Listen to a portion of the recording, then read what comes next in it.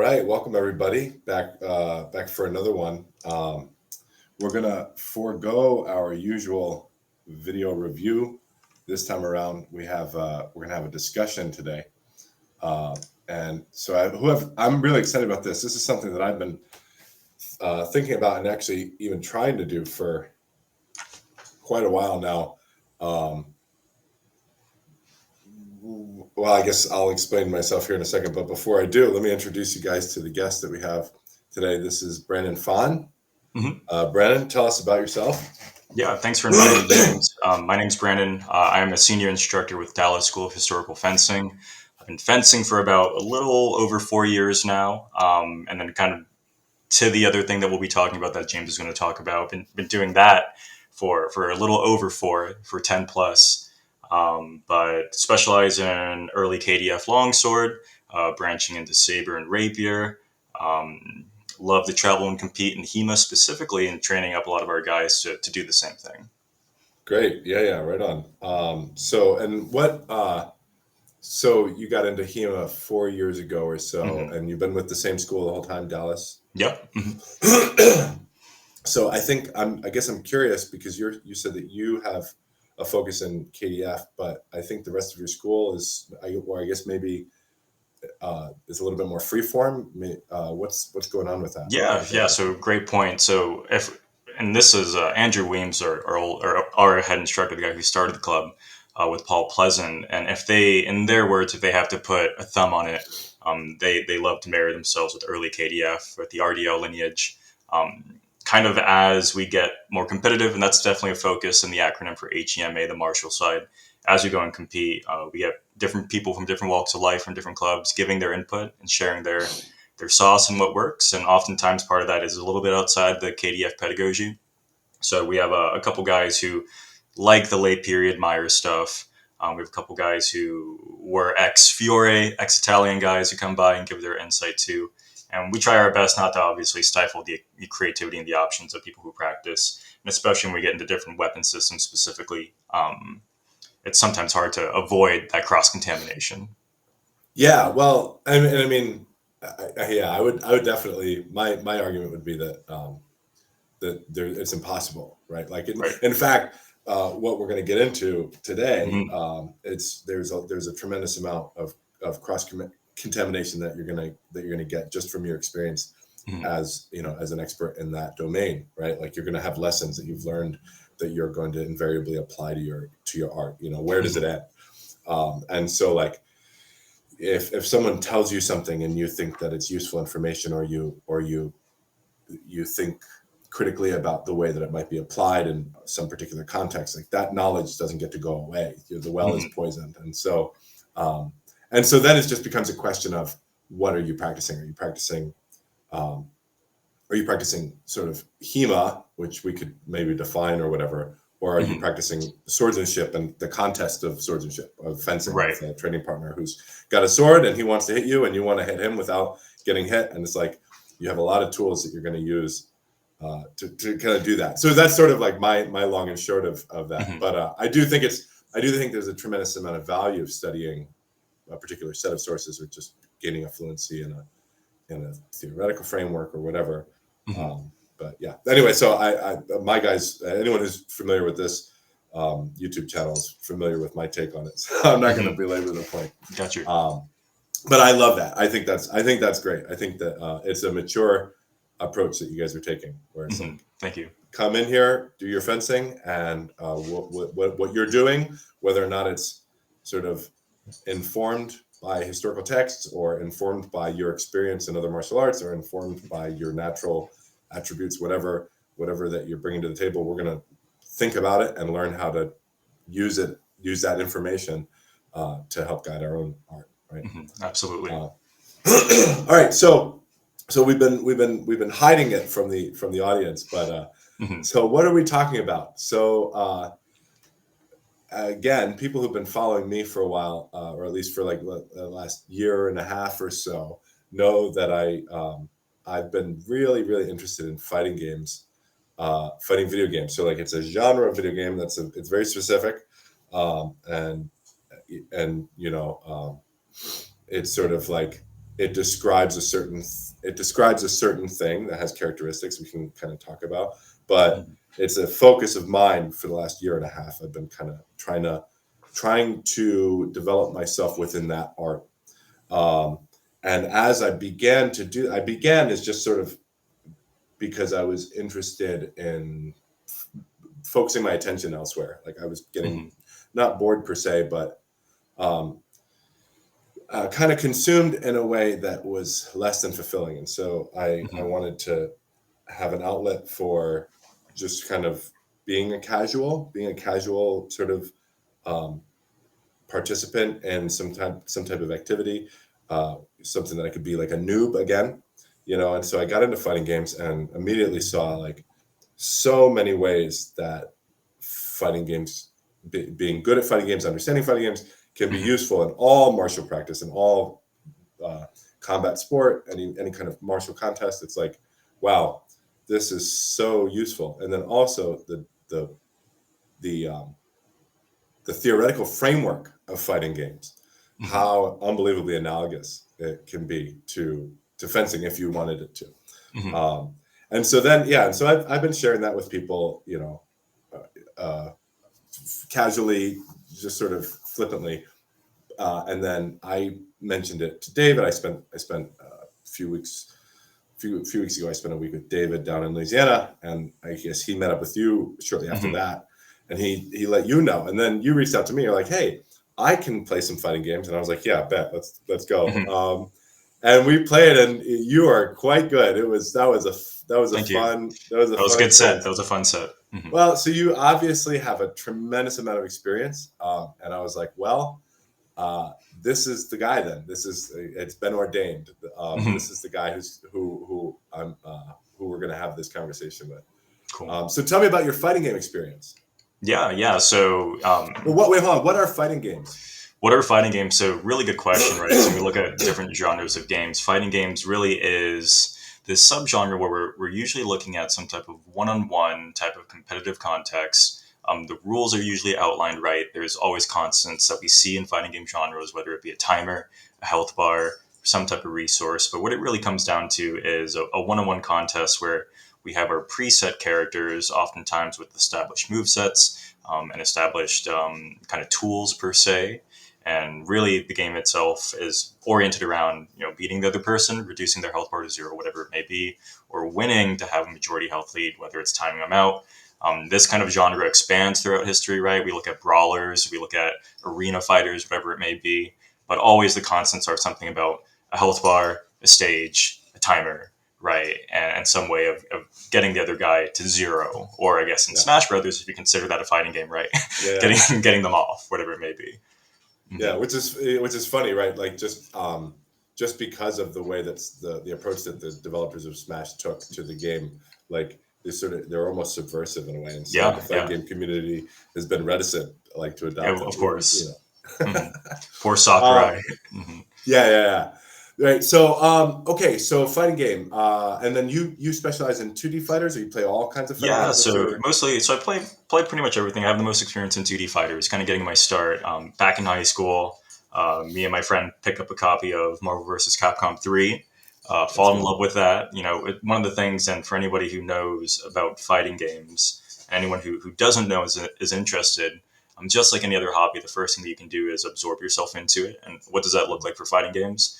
Well, a quick YouTube search immediately shows you a ton of content creators, a ton of moments, a lot of competitions, a lot of memorable moments. Evo, the historical Evo moment with Daigo and Justin, whatever it may be. So, kind of playing that game, and just like anything else, this kind of uh, arms race with my friend on who can get better than the other person led to this, like, well, how do we actually play this game?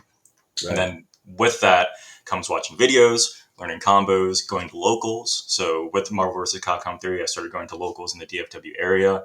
And then Ultra Street Fighter comes out. We get into that one, Ultra Street Fighter 4, I should say. And then, hit the ground running. It's an entire new thing. This is kind of one of the nice things about fighting games is there's so many that come out, and there's so many really big household titles that they can be transferable as far as your skills and knowledge of them. And Yeah. so I got into Tekken and Soul Calibur. Um, even the silly ones like, Nidhogg or Dive Kick or anything like that, right? So experience in all of it, but definitely my focus has always been in 2D fighters, Street Fighter, Mhm. ground-based footsies. That's the stuff that I really enjoy. Yeah, right on. So my fighting game experience begins when I was a kid. There was a cabinet. There's an MVC cabinet in my local, like, I don't know if it was a pizzeria. I can't even remember if it was the pizzeria or the local bodega in New York City, but it was, we would just go there and we would, mash, and it was whoever could just Mhm. mash out the super was going to win that Mhm. round. And then that's how, and I knew at the time that I wanted to get better. I wanted to get good. I wanted to actually understand how to execute, and understand when certain actions were appropriate.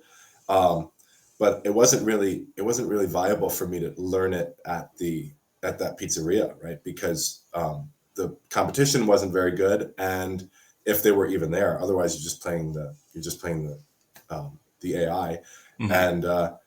and there wasn't a lot of access to play at home. I ended up getting MVC2. I think it was MVC2 on PlayStation. I think, like, I had a PlayStation, and I think it was MVC2 that I got. But then I was playing on pad, Mhm. and I couldn't wrap my head around learn it on pad and then transfer it to the stick at the Right. arcade cabinet. All I wanted to do was just be better than the people at that pizzeria. Of Like, that was course. my that Mhm. was my Of whole goal. course. And so, like, that basically that fizzled out, and I haven't really been into fighting games ever since. But man, I have some fond memories of that experience, and it's Mhm. very motivating. It's a very motivating environment. Mhm. So there's a couple of different topics that I want to get into, but I guess I'll begin with the first one. It's a motivating environment to get good, and yet there's an overwhelming number of players who never actually cross a threshold where they actually take the steps to get good. And Mhm. this includes a large number of people who continuously play the game, right? Like, Yeah. so the Absolutely. I do another podcast with a dear friend of mine, on another YouTube channel, and one topic that we've talked about a number of times is the concept of a scrub. What is a scrub, right? What the Mhm. hell is going on with the scrub mentality, and is it problematic, and why? uh, and so I guess I would pose that question to you. There's, fight I feel like the fighting game community has the has probably the most sophisticated understanding Yeah, of absolutely. what a scrub It is. is a coined term in the community, right? It's a great Yeah. insult too. Yeah. So to answer your question, right? So what is a scrub? As you mentioned that phrase, I immediately think of Core Gaming, right? Great YouTube channel in reference to fighting game content, and they have Yeah, a I kind of a totally. By the way, I totally reached out to him and I was like, I want you to do an interview with me on my fencing channel, and he just yeah. hasn't responded to me. Oh, got you, He's like, Jared. Yeah, Jared's a that's busy guy, fine. I'm sure. Yeah, I'm Um, sure he's got other stuff going on. right. You're just gonna have to be a poor man's Jared today. Got you, got you, got you. Looking into what is a scrub, right? So, kind of a few ideas, obviously not verbatim to what Corey says, but I really like the framework of that definition that they use in that video essay. And again, this is one that you can find online and find some more context for that. But it's this idea of somebody who doesn't take accountability or responsibility ultimately, right? We can see different deviations on how that proliferates. Maybe it's I blame my controls, right? Classic dark side Phil type of thing. Maybe it's a question of I blame the character that I'm fighting against or my character lacking the tools. Maybe something isn't skillful, whatever that is defined as. These are oftentimes like calls and ideas that someone who's quote unquote a scrub may persist, right? Um, but I guess kind of a dirty down basics of what is a scrub. It's as Mike Ross has said before, it's somebody who just isn't good, right? But they want to be good. They want to be good, and they're just not, which is something, and that can proliferate in many different ways. But I ultimately think that's a pretty good explanation for it. So I do agree. I feel like there's something that sets this mentality apart, though, because Hmm. you can take any brand new fencer off the street and bring them in, hand them a sword, and they're not going to know what's going on. Hmm. And some of them are going to approach it with their mind open, Hmm. and looking to take sort of measurable, actionable steps towards Hmm. improving. And then other people who just want to kind of believe that already come equipped with the skills to be able to Right. perform, Hmm. right? And then and it feels like sometimes that belief in oneself gets in the way of taking a critical look, right? Absolutely right. And it's to the what you're saying, that idea of lacking maybe that accountability of how do we get better. If we think that we're owed the ability to win, or that we don't need to do the extra work, right? What does that extra work look like in a fencing context? Maybe it's drilling more. Maybe it's understanding our ideas more. Maybe it's refining. Maybe it's watching our fight footage and looking at it critically. In a fighting game sense, what does that look like too? It's labbing more, maybe it's like taking an honest look at your ability, instead of blaming somebody else for using a cheap move, being able to go into the lab and counter that move in like 5 minutes, whatever it may be, right? But I do Right. agree that there's a mindset that's usually the Yeah, it's so funny because so often I feel like the answer to these things, right? Like uh, you're getting shut down by some particular behavior, and Mhm. if your mentality is that behavior, there's something wrong with that behavior or the way that the person is using it or whatever. Like so often, it's literally just you go do the work, you figure out. Maybe you have a coach who helps you, says Mhm. this is how you do it, right? Or you go online, you figure out what you do, and then you just Right, train it, right? And right. if you have, I feel like if there's two things. So number one, it's the confidence and the maturity to say, okay, I can improve if I take measurable steps, Hmm. and then also having a methodical way of actually developing those skills. Hmm. And that's something, you know, I feel like I feel like the fighting game community has their arms around a lot as well. So Hmm. I think of there's a YouTube channel. Um, I think the guy's name is Silos, right? Hmm. And basically, he's just a content creator. He streams and he plays. Mostly, he played Street Fighter Five. And I'm sure that he's playing Street Fighter 6 right now. I haven't kept up with Hmm. whatever he's got going on, but he did a Rookie to Diamond series for a number of characters, right? Hmm. So he's basically saying, look, I'm gonna show you, I'm gonna do it, right? Hmm. This is gonna be our anti-air. This is Hmm. gonna be our poke. This is gonna be our punish, right? If they knock you down, back rise, Hmm. um, V uh, V reversal. I think if you're caught in a block string or whatever, right? Right. Do those things and don't do anything else, right? We're in bronze right now. Our goal is to get out of bronze, or our goal is to get out of silver, out of gold, or whatever.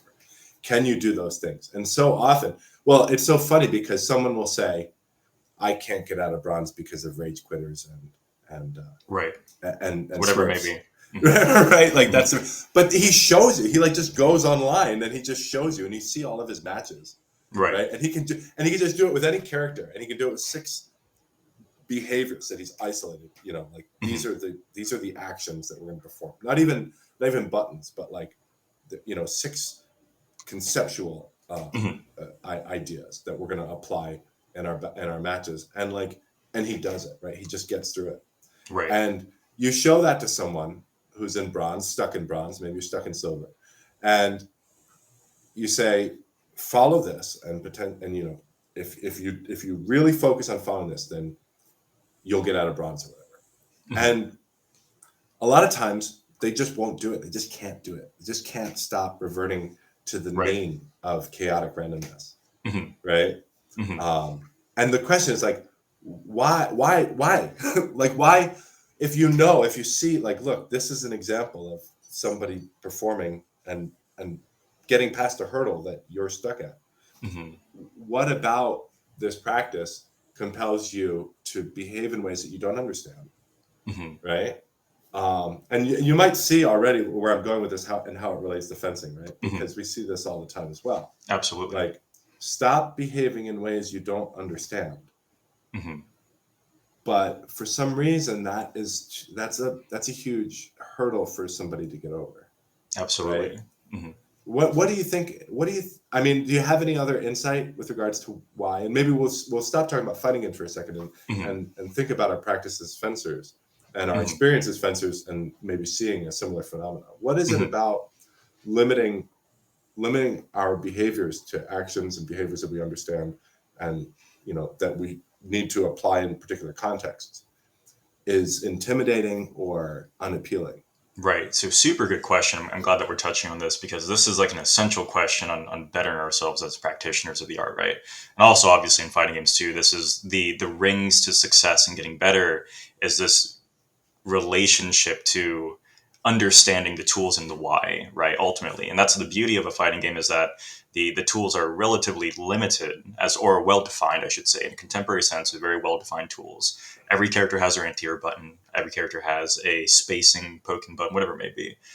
So getting to that understanding is a little bit more cohesive. It makes more sense for us because it can be conceptually the same across different characters, right? If I can play a Shoto, I can probably play any Shoto. If I can play Ryu, I can play them all because I understand the tools. But in reference to fencing, to answer your question, why is it so difficult? I really think, and I get to this with a lot of my guys too, is when we look at something like any type of martial activity, especially fighting games, we're doing a lot of small things at once, right? Those things aren't necessarily complicated, right? Whether it's keeping up a distance and understanding how close I am to somebody, maybe it's like biomechanically moving my arms forward to threaten or whatever it may be. But we're doing all these small activities in conjunction with each other. And the challenge of the activity itself is being able to flow around between each one and allocating yourself mentally to those things.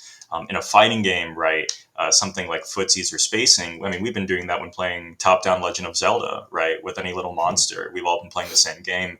It's just perceived in a different angle, in a different light itself. This idea of anti-airing, right, is conceptually so easy. But then you put it in conjunction with playing footsies, and it's the split of the attention that really makes it difficult Mm-hmm. all of a sudden.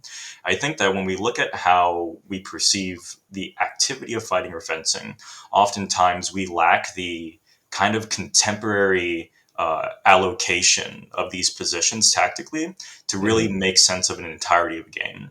Instead, with new people, it just, and if you ask them, right, I'm sure you've done this before, you ask them, hey, why did you do this? Or if you, why, what happened there? Like, I don't know. I was Yeah, they just don't even doing know the what they thing. did. They don't Exactly. even know what they did. Yeah, they're just like I did the thing and I did something. One example that I have is I've been having a guy that I've been helping out with the different HEMA club, who does the new person thing, which is they start the bout, they go up in the tog, they inch forward until they're on the edge of Krieg, and then they both just smash into each other. Right, beautiful, easy stuff. And you ask them, hey, why did you do that? Like, have you thought about taking a step backwards and just saying no? And they're like, no, I haven't. And you're like, maybe you should think about why this is happening, why this is occurring, right? But when we kind of explore that with this individual, it's this idea of like they just don't understand what are the dimensions of the game or activity that we're doing. They don't perceive that as an Right. option because it's never explicitly told to them that they don't have to crash and bash. Right. This can be an artifact of maybe how we drill things, right? Maybe the drills are more one dimensional. Maybe it's an artifact of what those manuscripts show, the iconography, the positions. Maybe they want to Mm-hmm. remedy those things.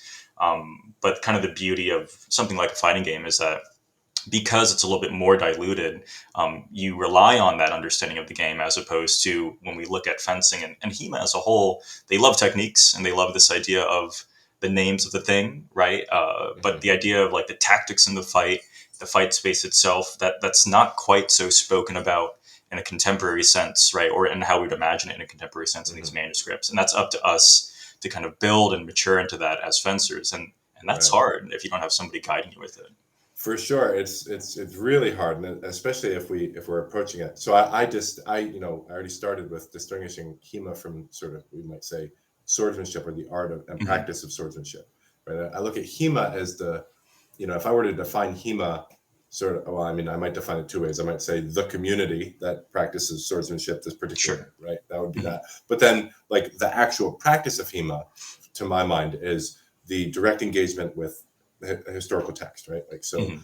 looking at some set of texts, however you want to draw boundaries around them, and then and then using your understanding of human physiology and games, combat sports, whatever you want to say, Mhm. and then sort of using the information that you kind of have and start with, and maybe the context of the period or whatever, to come up with ideas about what the text could mean, right? Mhm.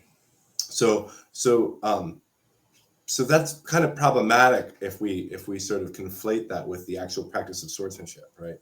Because in order to say, so if you say, this is my sense of what the text is trying to say, right? If HEMA is that conversation, right? If HEMA is me telling you, I read this is what I think it means, and you say, well, I kind of think that it may mean this, or maybe it does, or maybe I agree, or maybe I don't, or whatever, then we can't get to an end. And if we do, then we're not, it's not HEMA anymore. If we Right. do, it's just our understanding of fencing. Right. Right. And then if we apply it in a bout, that's fencing now. Right. And so I feel like that's one of the problems that we have, just that's particular to the HEMA space. Right. But then also talking about, just like you say, you're talking about the mental stack, right? Like there's just so many variables, especially, with a fighting game. We all of the characters have different buttons, right? But their frame data is consistent, right? But your frame data is not consistent, right? Your frame data is something today, and it's going to be something again tomorrow, right? It's distinct, right? Maybe how you're feeling, or maybe you're going to put some work into developing your attributes to make those buttons come out a little bit faster, or whatever, right? And so just keeping a handle on all of that variation makes the problem so much more vast, right? And so I feel like that has a lot to do with it. I feel like one last thing I would say, and I would be curious to hear your take on this, is thinking about art, right? Looking at our practice as creative expression, right? One of the things you get in fighting games is this idea of a fighting game that's very tight or very constrained in terms of the type of behaviors that are appropriate, right? Just because of optimization and because of the gameplay or whatever. I feel like Street Fighter 6 just came out, and there's a lot of options, way more options than Street Fighter 5, right? Absolutely. So there's way more freedom to express your personal, your own judgment, your own discernment, and your own taste, right, in your gameplay. So I feel like there's a part of all of our art, right, or a part of the way that we approach these practices as a sort of looking at our performance as an expression of ourselves, right? So when I perform this action, I'm choosing this action amongst a set, and it's the right one because I feel that that's the right one in the moment, and it comes from me, right? And if you say, stop, you're not allowed to do anything, do these 5 things, right? If he gets this close to you, I want you to attack his hands. Or if he gets this close to you in a withdrawn posture, I want you to attack his hands. If he gets that close to you with his sword forward, I want you to bring your sword to bear and make sure that you have its head position, whatever the case may be, right? If you start limiting yourself like that, then I feel like there's a mentality that you're sort of stripping the creativity from the person and the individuality from the person. Does that make sense? Yeah, absolutely. So kind of to that idea, and this is interesting, so player expression, right, in fighting games is one that I think more recently has been a part of the zeitgeist in fighting games, especially as we get into more contemporary fighting games, this idea that games are made maybe with competition in mind, so standardization of tools and optimization on the highest level. So even looking at the new Tekken, right, this idea of reducing defensive options as a joke or increasing offensive options, or in Street Fighter 6, right, there's a much bigger emphasis on system mechanics that create emerging gameplay. And kind of as you said, even with those in mind for those games, just like the content creator that you mentioned, there is a very easy set path of like, here are 5 things that you can do just to get out of bronze, right? And to your point, when we talk about expression exists on any level for sure, but expression isn't an equation to optimization by any means, right? The beauty of character expression is when the expression can also be a part of that optimization process. In Street Fighter 6, it's great because I can do a combo with more corner carry. I can do a combo that looks flashier, that does the same damage. Oftentimes, I think Ken has this as well with a lot of his drive rush extensions. I can do a combo that specifically burns drive rush, but also when we look at the game mechanics itself, the idea of playing fast and playing slow is a huge part of how that expression works.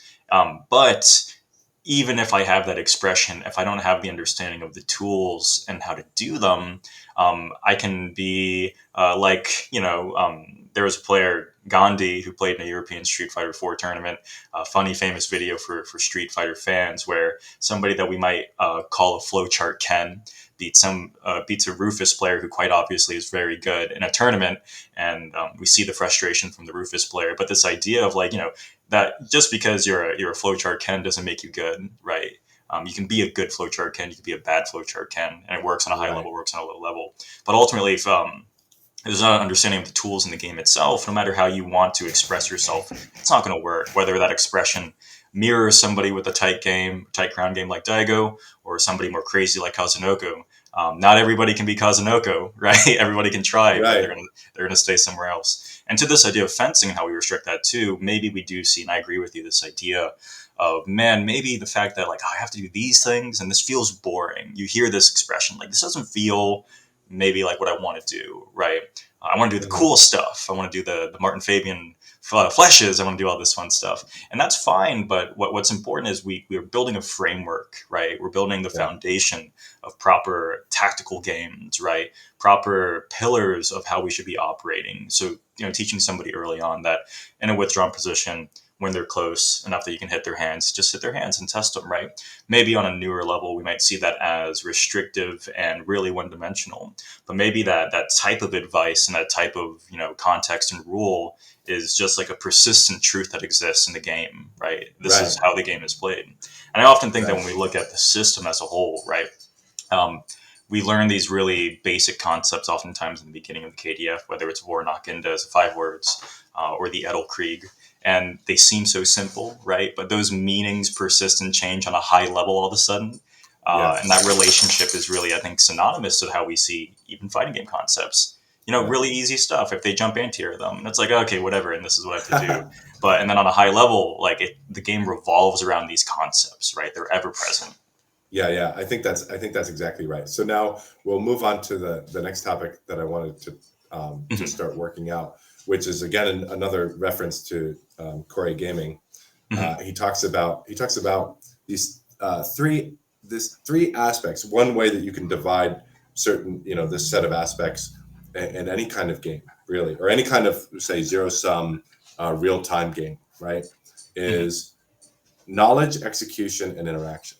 Hmm. Those are my favorite. That's my favorite way to think about how we might approach developing this framework in students or in ourselves, right? Hmm. So the very first thing, if we're trying to develop ourselves as fencers and we're starting from nothing, we have to have some basic competencies in execution, right? Like, Hmm. there's no point. I can tell you this is what you do. You do this then, and you do this then, and if you see them come, first you just have to be able to hold a sword and Right. not get bowled over, right? Holding it in a way such that you can actually oppose your opponent's offensive actions or whatever, right? Like, Hmm.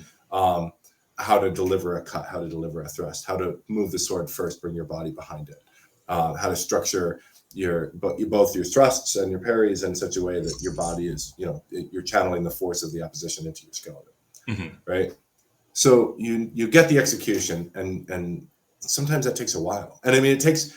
I mean, I don't know if it takes more than fighting game. It takes a lot. There's a lot more moving parts, we might say, in our body, more Hmm. fencing, right? Hmm.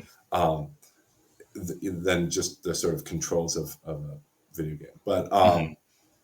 Hmm. So you get the execution down. You work at it for several. If you have the maturity to put the work in, you do it for several weeks, maybe months, and then you have some basic competencies in the realm of execution for just a small set of skills. By the way, like it takes Hmm. it takes a lifetime to really master the entirety of the domain of fencing. Um, but you get the execution, and then all of a sudden you can start looking at developing your knowledge of how to apply these things that you know, Right. right? Hmm. And it can be at the most basic level, and it kind of has to be at the most basic level. This is what beats this, Hmm. right? So this person throws this type of attack, you need to parry it.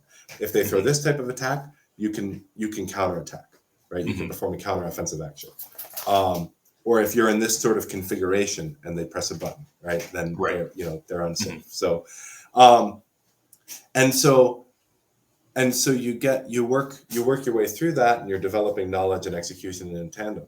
And it's only when you sort of have developed um, a comprehensive enough understanding, both in terms of physical competency, but also in terms of tactical knowledge, Hmm.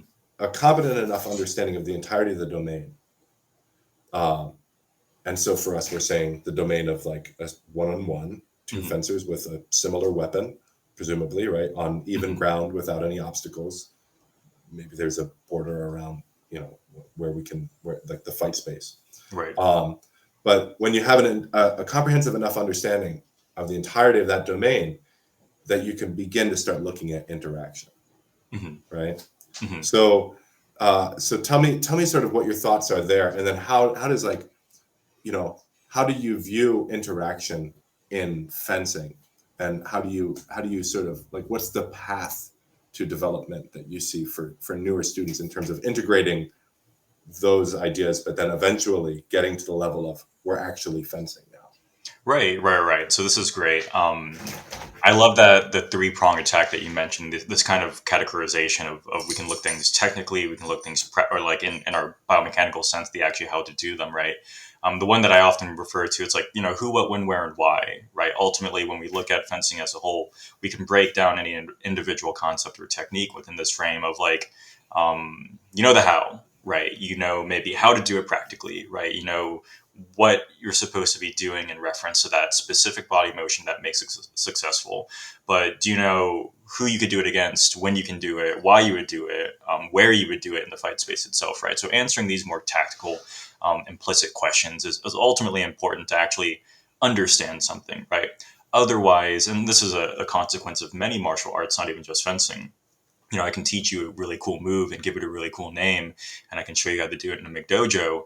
But until you really play with it and understand how it operates within the system itself, you don't really maybe fully have the understanding of its power or why it's important or what its role is in the position. Mhm. Maybe that role is self-evident and obvious now, but the better understanding that we have on it and how it interacts with the rest of the games, all of a sudden it becomes more powerful.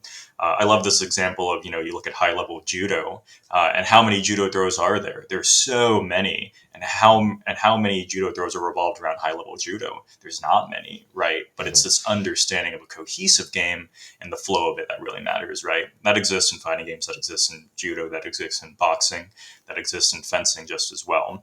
But in Right. reference to this idea, and I like what you said, how it almost has to be really reductive in the beginning. It has to be this, hey, for you, the layman who really maybe doesn't have the connective tissue of the system to come to the conclusions to how it operates within it systemically. Here is like the very basic like A beats B, B beats C, C beats A type of thing. And then kind of when we look at teaching our techniques, that obviously is the groundwork, right? Because there needs to be kind of a home and a place for that technique to start from. And I always kind of replicate those ideas too.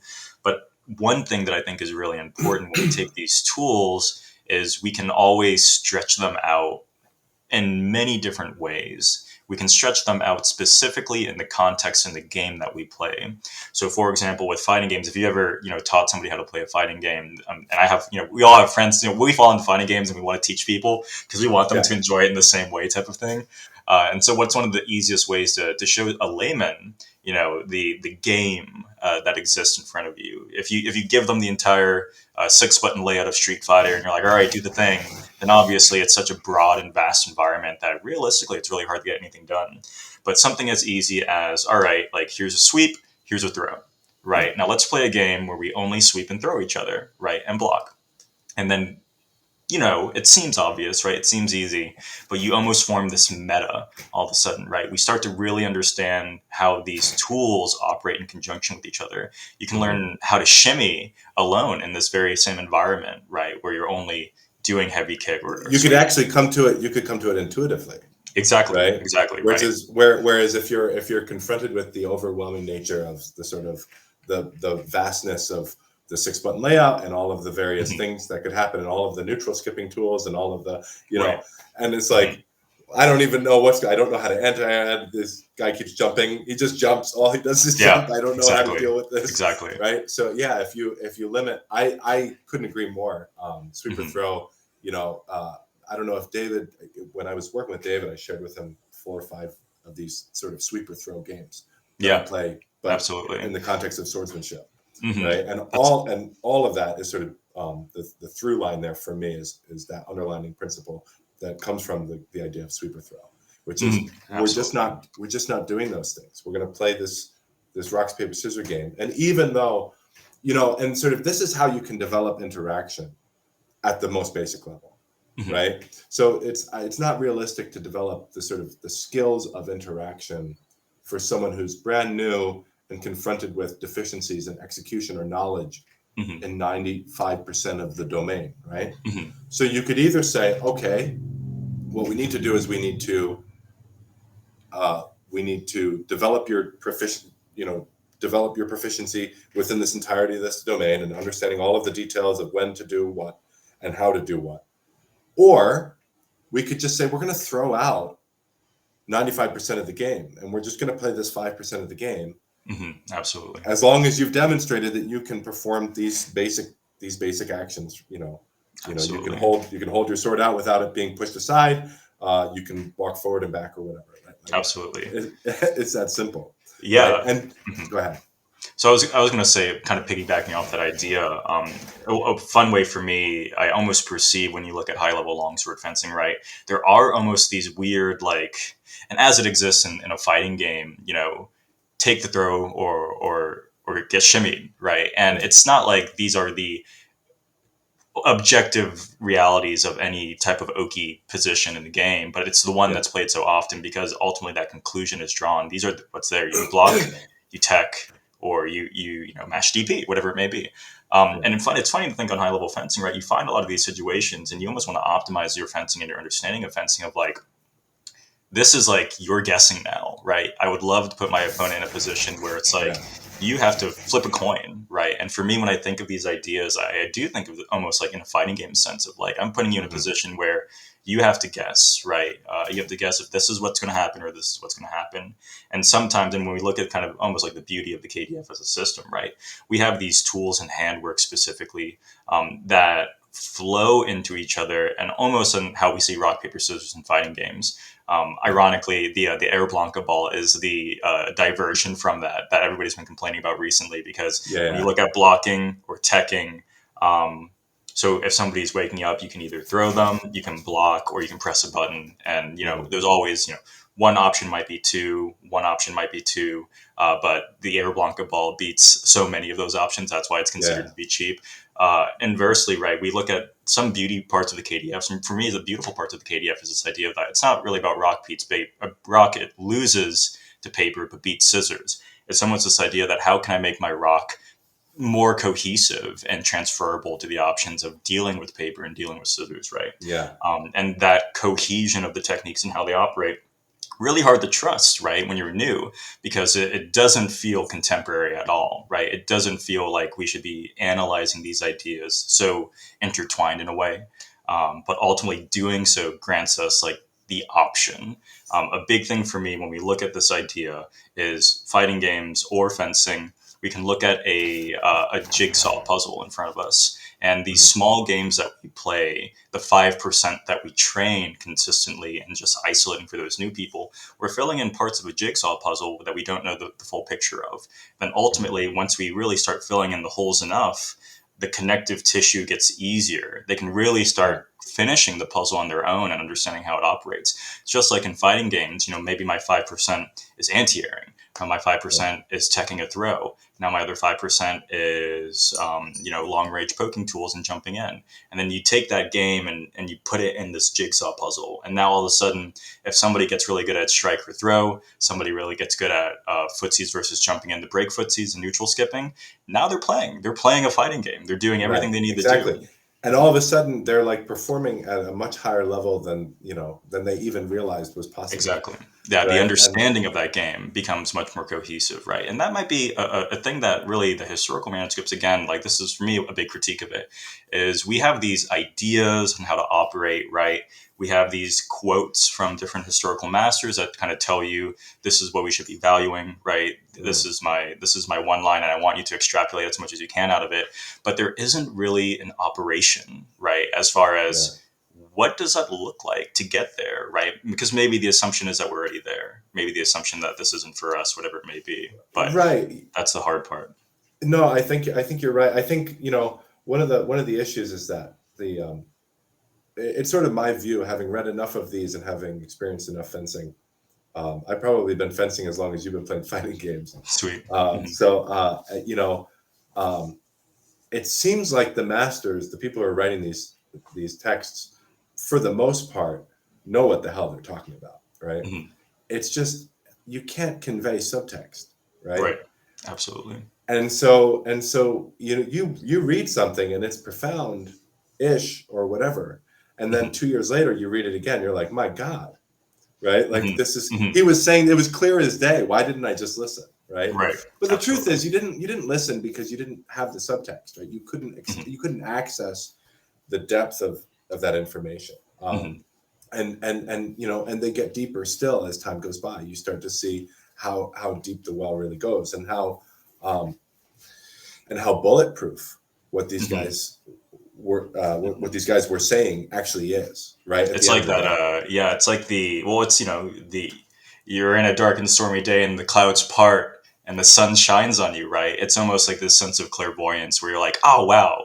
Like I got my aha moment, right? And and Right. exactly what you said when you read it at first, you're like, okay, master guy, you said the thing, I respect the thing, and then you go back to it with the subtext, the context, and you're like, oh my gosh, that was genius, that was great, like I understand it now.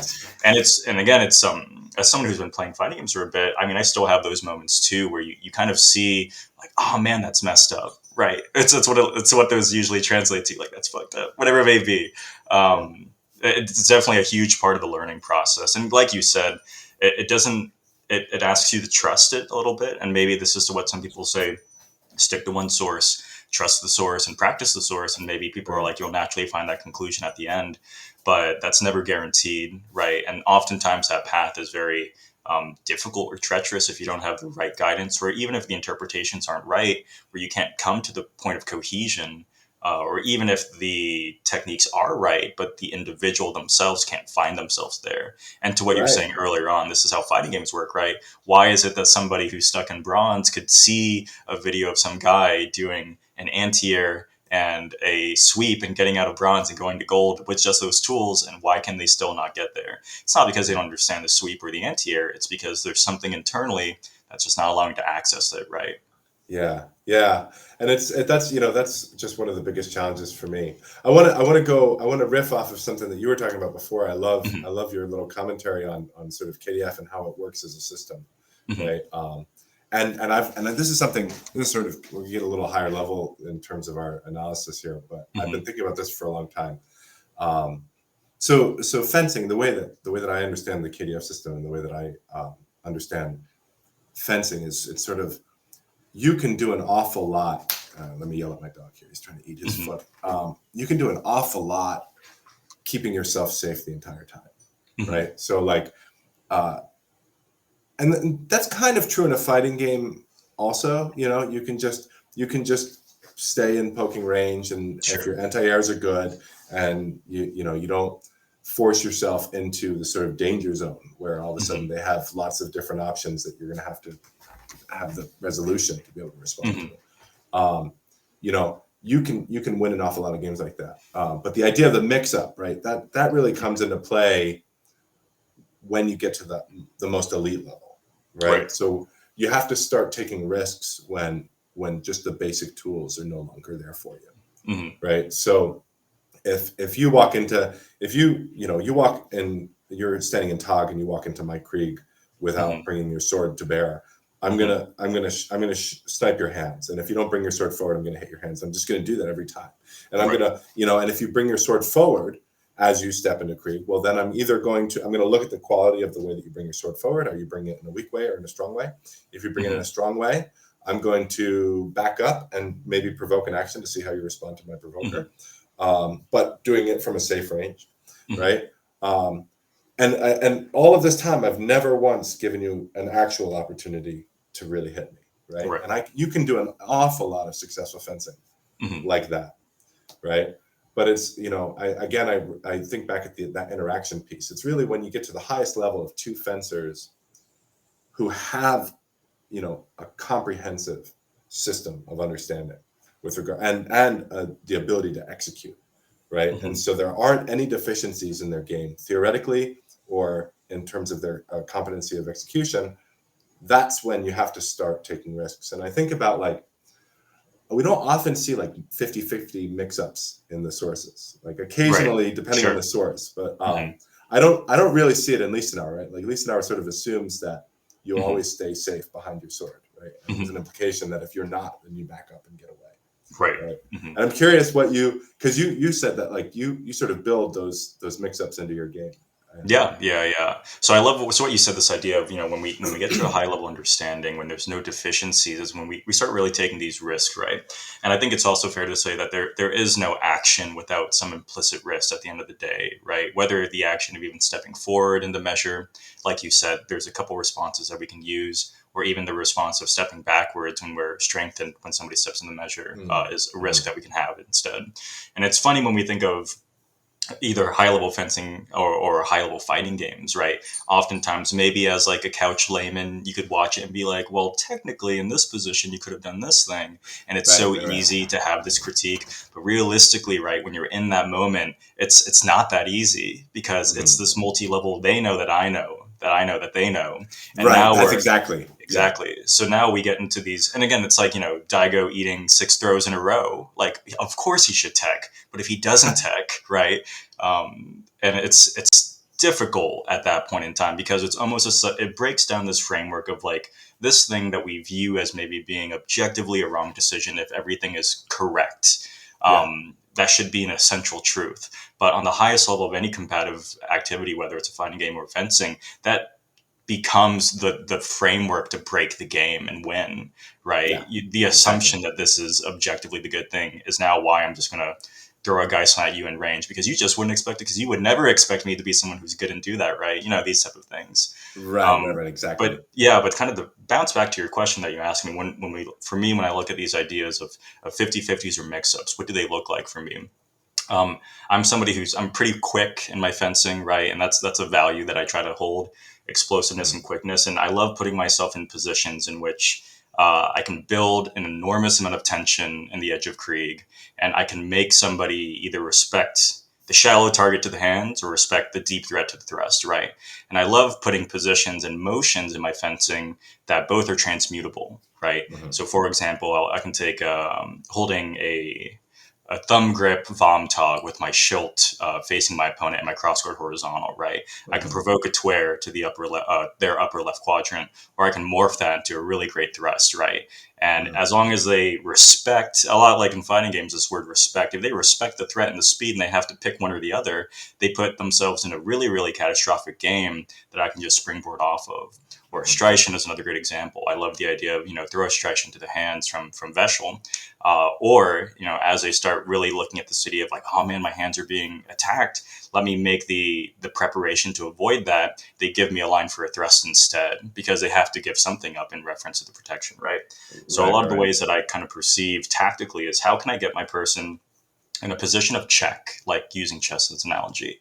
How can I put them in a position of chess, or of a forcing move? And they have to guess between two and put in that mental bandwidth and effort to guess between the two. And of course, ultimately, we hope that there's an answer to deal with it. There ultimately usually is, like footwork, right? If you just back up, you cannot play the game. But, Right. But for me, if I can really leverage tension and make them in a position of check, that gives me ultimately more time and bandwidth to find that next action. Yeah. I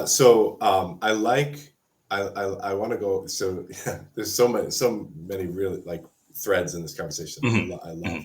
So talking about sort of what it seemed to me that you were describing was the art, right? So like, what do I mean when I say the art? And this is why I don't think that you can actually. This is why it's my view that when two people are fencing with the desire to perform and sort of express their art, right? That can't be historical. That can't be an historical practice, right? This is not an exercise in trying to understand what other people were feeling in other times and other places, because what you're experiencing in that moment is unique to that moment, right?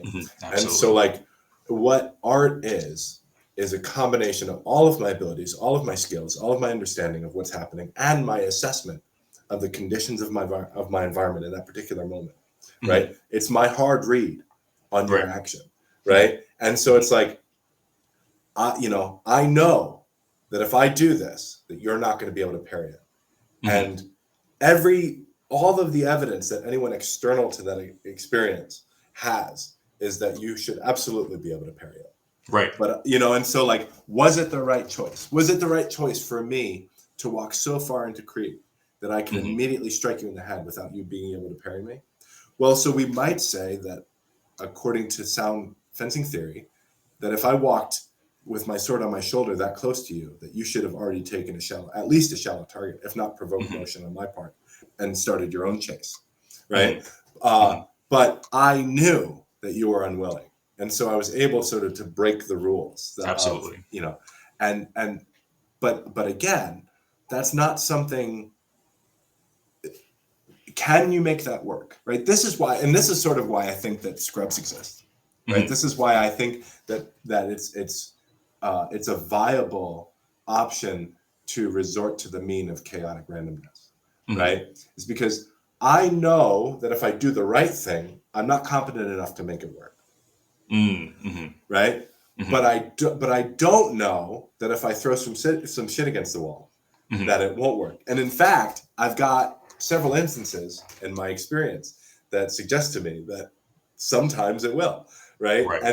And like, right? Why does Jesse, my podcast co-host on my other podcast, talks about judo?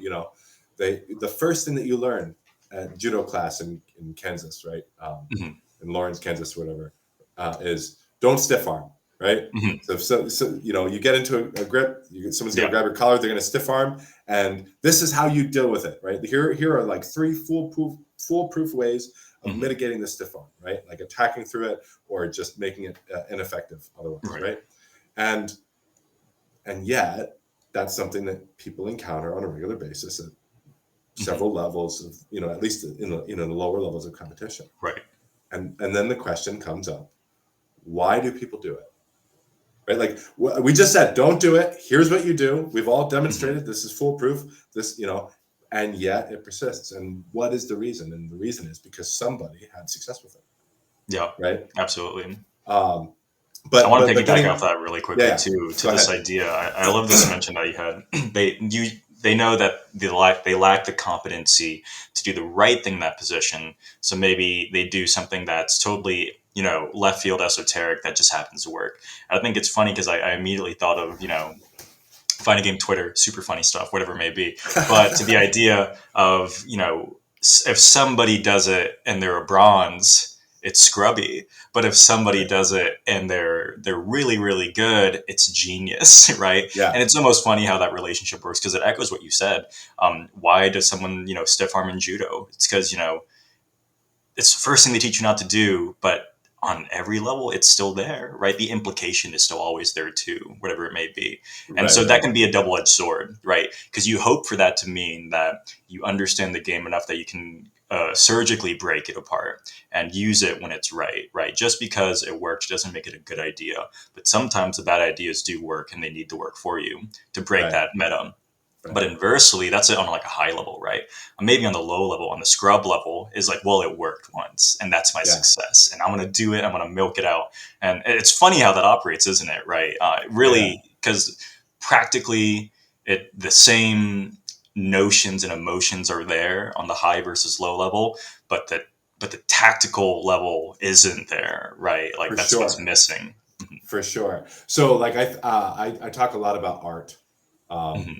I talk way more than I should about art, but I'll just say that, like, when I describe or when I think about what the best art is, right? So like, and we could actually use the modern understanding. So the definition, if you Google it, it says the application of human creativity and imagination, right? But if you ask someone on the street what art was, they're going to tell you drawing pictures.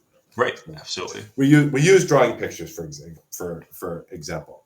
So what makes the best art? What are the qualities of art that when we see it, we say, man, that is something. There's something special about what that is, right? And what I've come to, and maybe you disagree, or maybe you just think of your own experience and tell me what you think. But it's like there needs to be 2 things. So first of all, the quality of art is audience dependent, right? Like if it's not, if we don't have an audience, it's not good or bad. It's just what the Sure. person does to solve the problems that they have, Hmm. right? But what makes it good art is two things. So number one, I have to be grounded enough to understand your choices, right? So Hmm. I have to be grounded enough in the practice and have enough experience to see why what you did answered some kind of question, Hmm. right? So, so for instance, if I see a splatter painting, Hmm. me personally, right, I don't have any frame of reference for understanding splatter paintings, right? Right. And so I look at a splatter painting and I say, right, like Yeah, that's that. Jackson that's Pollock, you did your thing. You did right. something. Right. Right.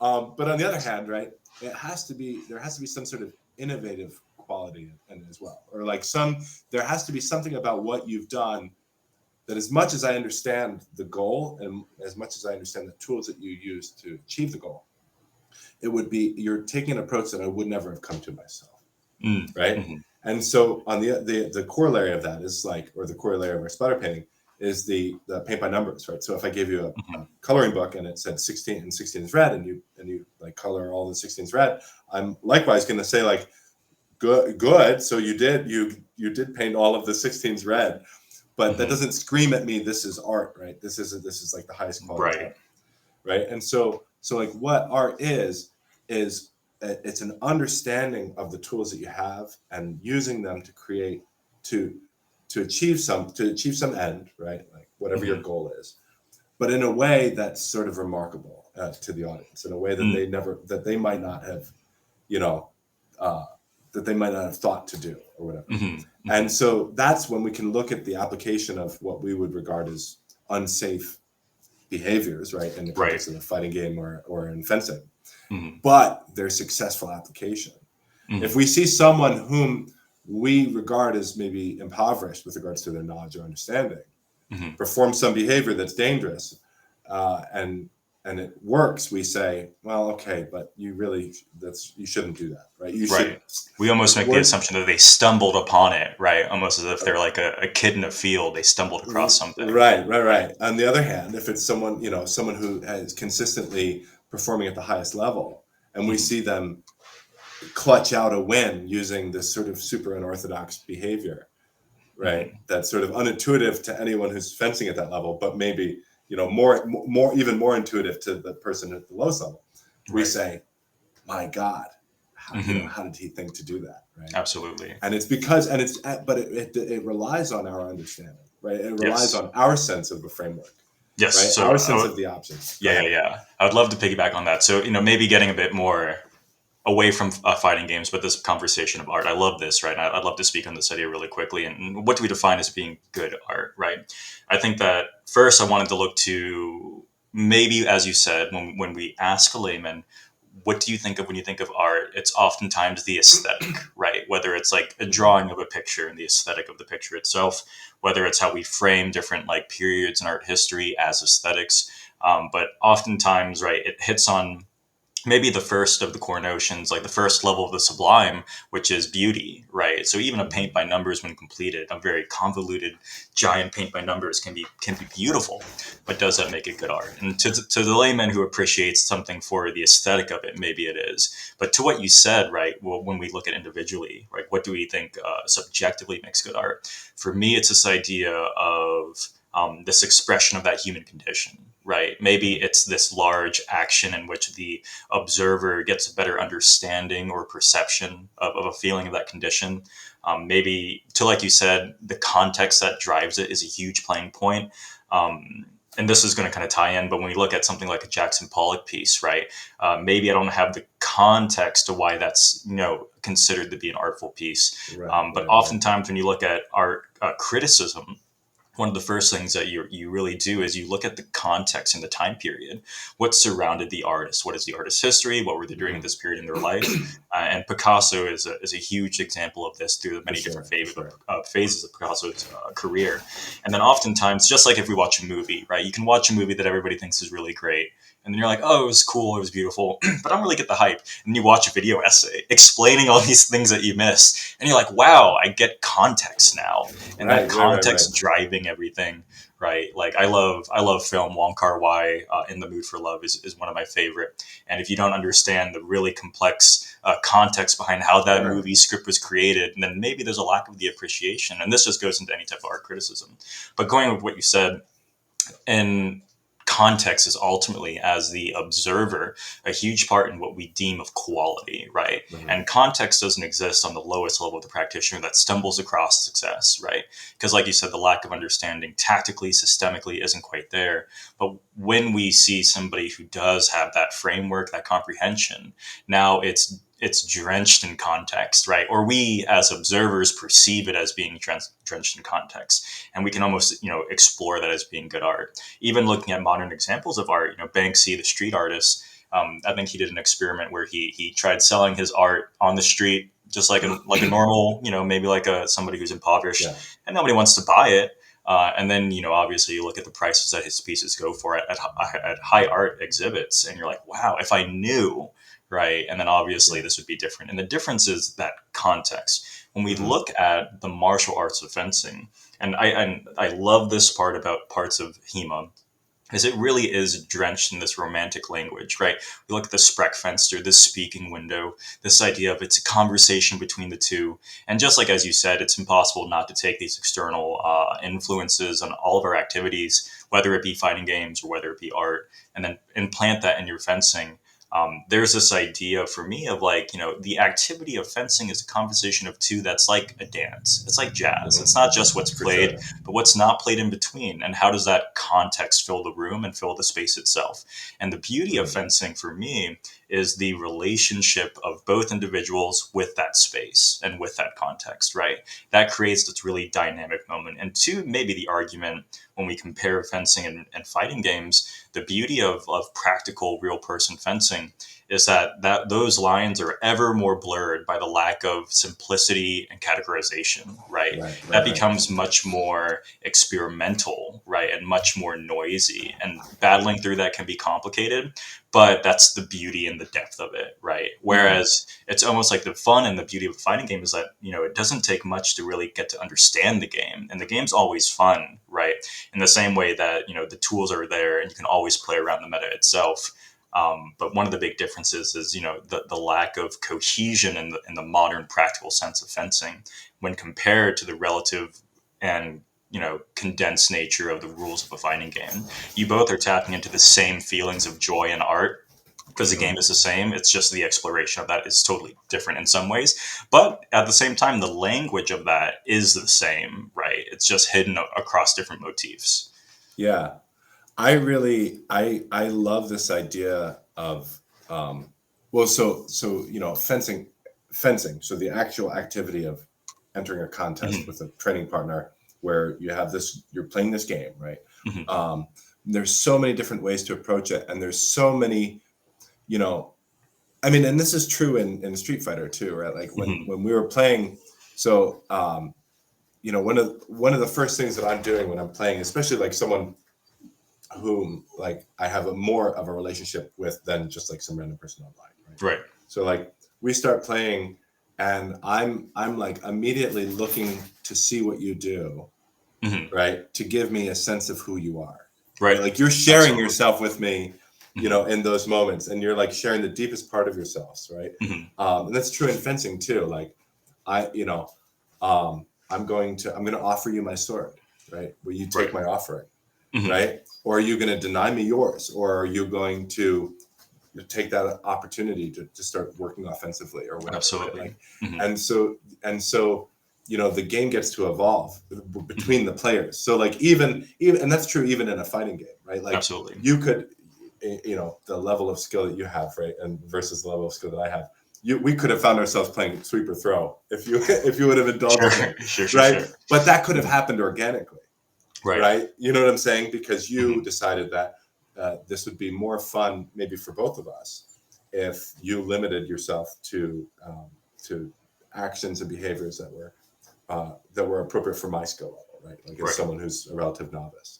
Um, and there's a sense in which that happens in fencing, and that sort of relationship of two people in the moment, right? Like I think that's just the most beautiful. I think that's the most beautiful part about any of these Absolutely. games right? It's that like we get to really explore the depth of each other, and then when you're assessing the quality of a choice, it doesn't have to be this abstract conceptual thing of like whether or not you shouldn't try and hit from that, you shouldn't try and provoke from that distance. Right. I think about, I was fencing once with a friend, and we were fencing. We began fencing where we were having a conversation. So the goal was to just fence, but also talk about our day and about the event that we were at, just, and it's just sort of as an exercise.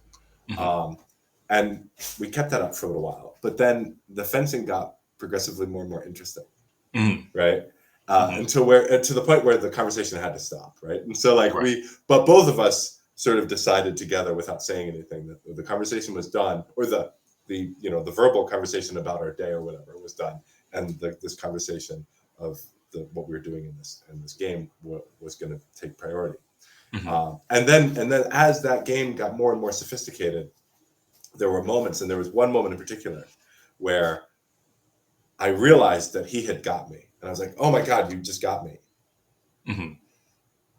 But he didn't see it. He was like, maybe, right? Because he didn't take that opportunity, right?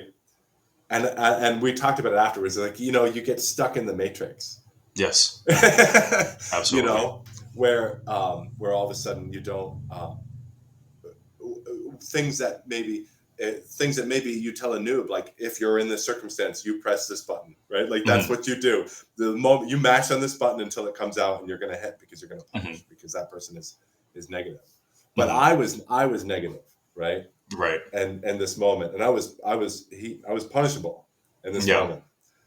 But he was thinking 4 or 5 steps into the game. Yeah, he didn't even realize. Absolutely. We have these moments that you share, and I'm sure that you've experienced this too. I have this with a lot of the experienced guys, that not even if they're experienced in skill level, but people that I've fenced a lot, whether they're newer, whether they're older.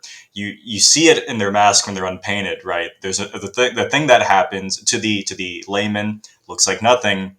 But you look at each other and you're like, I see you, right? And it's like, I get this conversation again that we have. I love those moments, right? Those are the interactions that we look for. And that's why it's fun, right? It really is about, when we look at fencing, when does it get fun? And we look at fighting games, when does it become fun? What is the barrier to have fun? Oftentimes, to the layman, when you look at a fighting game, they often might say, well, fighting game is just me mashing buttons, or it's about who knows the most combos. You hear this, right? So this kind of rhetorical argument. And it's because they probably don't get what the game is, right? They don't get that it's not just combos, but the perception is that's the only thing that's fun. It's a mechanical thing, right?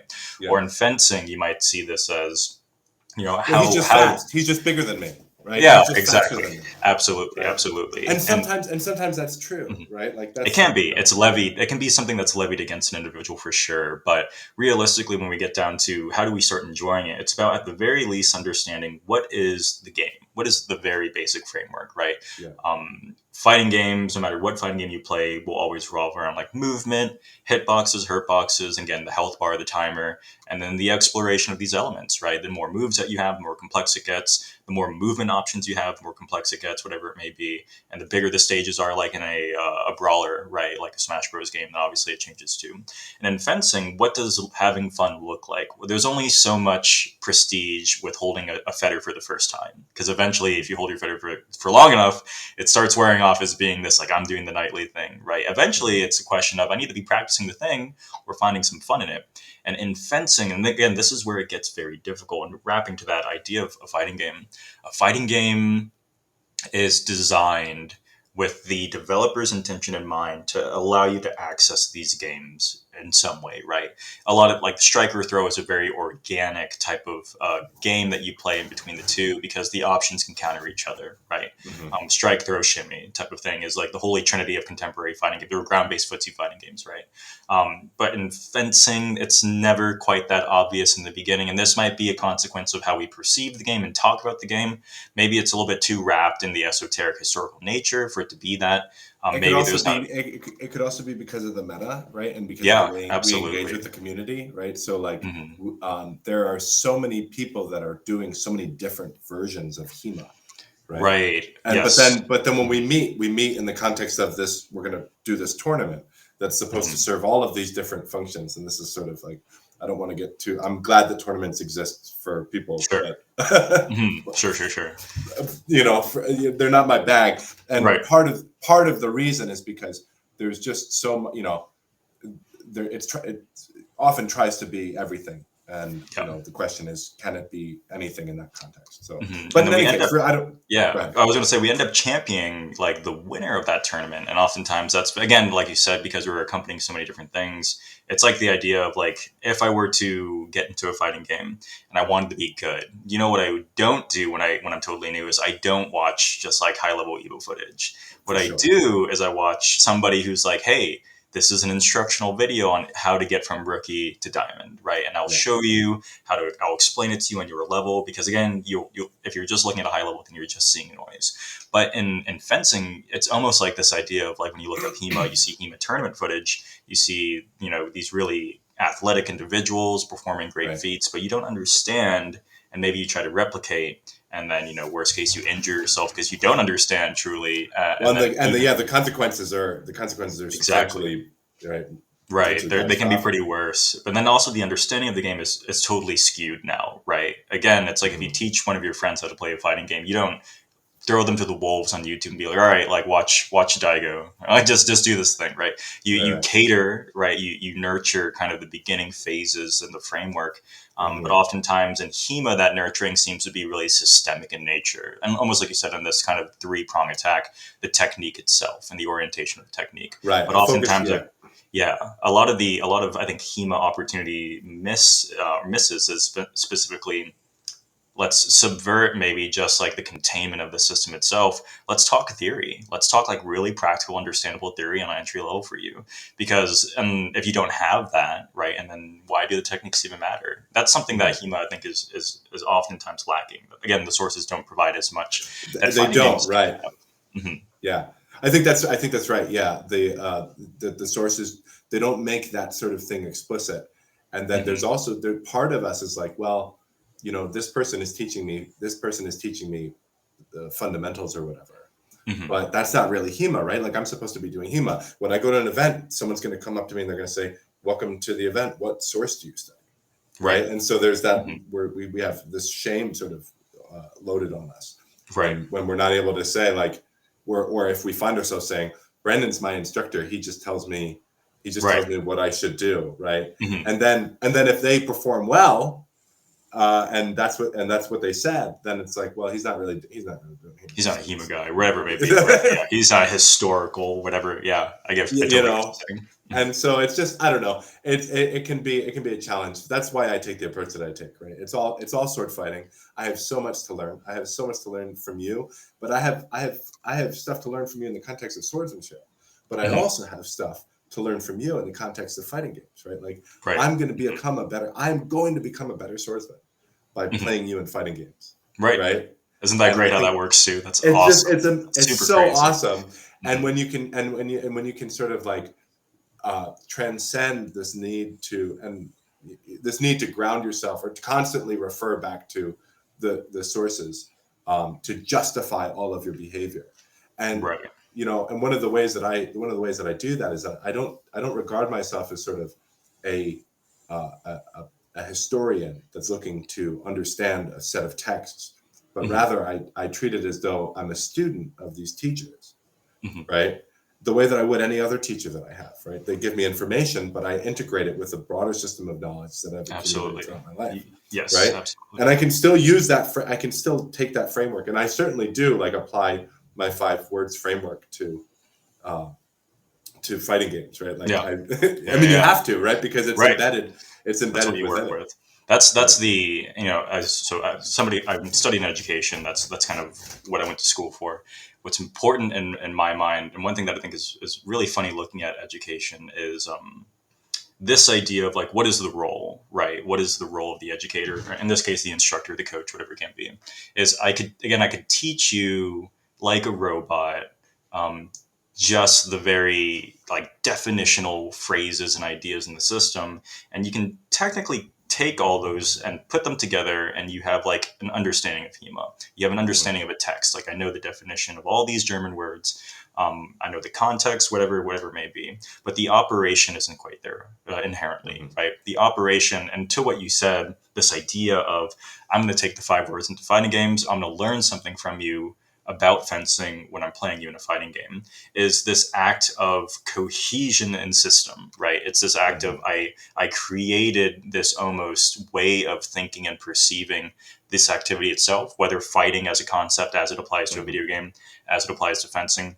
And then I operate off that framework, right? And that's the challenge of, I think, of instruction in HEMA, is oftentimes creating not just the ability to perceive for a student how to look at this systemically and tactically and internally, really, and like how it Mhm. relates to yourself and how you perceive things, but also the hardest part is how do you inspire that? That's so difficult for a lot of people. And with Yeah. HEMA being sometimes a little dry for a lot of people, or maybe the perception of HEMA is like it's going to be booky, that can be hard to do. But in fighting games, you watch a hype video and you're like, I want to do these things. This is awesome. Like the inspiration becomes much more tactile, much more accessible, right? Yeah. Yeah. So I totally agree with you. It's really this idea of this internal framework, right? And that's what we hope the system helps proliferate and facilitate. But the challenge, I think, for contemporary HEMA is going to be how do you inspire a student not just to take what you say as the gospel, but to really internalize that and how they perceive it. And then, you Right. give them the tools, you give them the 5 words, and then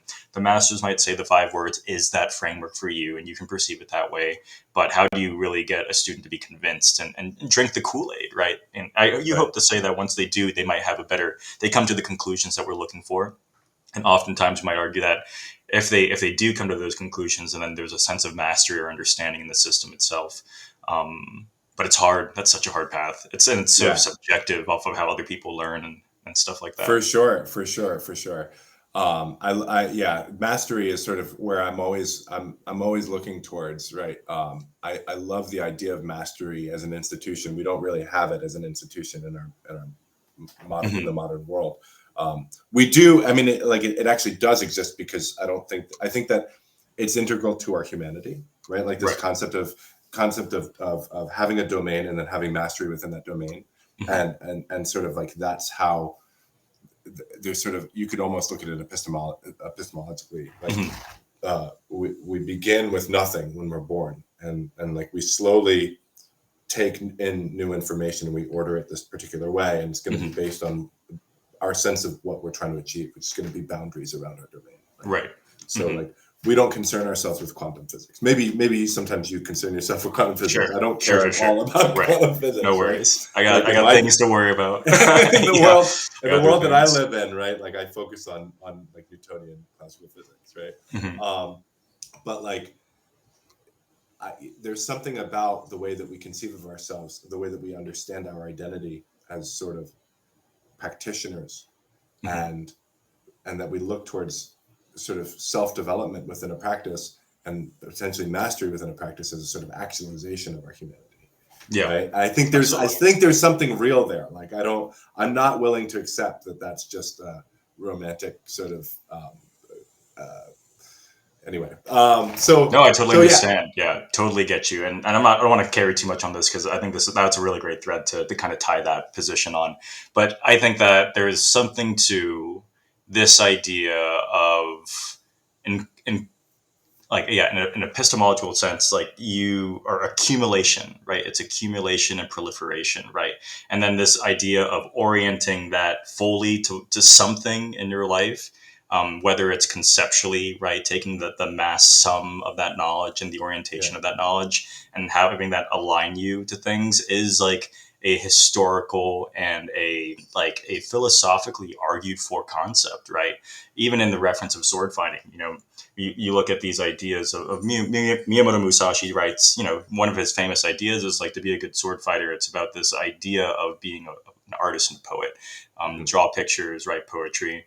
And when we look at the context of that and the context of that Zen boundary and the zeitgeist of the Zen thought bubble, where the concept of emptiness and fullness is fully implanted into every practice, right? We have this almost Mhm. hierarchical this is the big thing, and it is channeled into everything that you do, right? Almost in like how you're saying, we don't really have in a contemporary sense an accessible way to always perceive that, right? Mhm. Maybe we don't have like culturally a tie to one concept that shoves that powerful beam into us individually, but it's about, again, drinking the Kool-Aid and finding something that does, right? Right, You right, you right. fall in love with the 5 words. For me, I fall in love with the 5 words because I think it's such a timeless and beautiful expression of the art of action. And then For sure. you drink the Kool-Aid enough that when you play fighting games, you're like, oh, the 5 words, it's here, it's totally Yeah, here, exactly. right? Yeah, yeah, Or yeah. inversely, like you play fighting. Let's say inversely, you played a lot of fighting games. You've never done fencing before, right? And then you look at these ideas of the mix-ups and the footsies, right? And the You whiff look at punishes and the the whiff right, punishes, exactly, and then all of a sudden you look at fencing and you're like, oh, Daigo, you were right the entire time. James Chen, right. you were right. It applies to fencing as well. And it's just, yeah, it's this idea of, again, it's that laser, right? Laser beam precision, and honestly, it's the truth and honesty of internally, you just believe in it, right? And then you Yeah, project that out. And we hope that in the system we project the good thing out, that those things are well aligned and have good values. But yeah, getting, yeah, it's hard. It's like, again, I love what you said with that one. I think there's something definitely of value to it too. yeah. We're gonna wrap it up on that thought. Hmm. And shoot, what you had just said something that I wanted to comment on. Oh shoot! All right. Well, instead of fumbling over myself, I'm just going to give you the last word on that. So, hey, Got you. thanks so much, Brendan. That was really really Yeah, fun. absolutely. Thanks, James, for Um, inviting me. and so we we covered a lot of ground, but I feel like there's a lot more that we could cover. So maybe I Yeah, get you on here again yeah, at some point in absolutely, the future. for But that sure. was that was that was a great time, and I guess I look forward to playing you again whenever you Yeah, we'll run some more throw in sets a maybe this upcoming weekend or something. I definitely yeah, would love yeah, to for meet up with you sure. sometime, and we'll talk some fencing and stuff like that Yeah, as that'd well. be that'd be great. All right, all right. Thanks again, Brandon, and thanks Mhm. everybody. We'll see you. Thank you.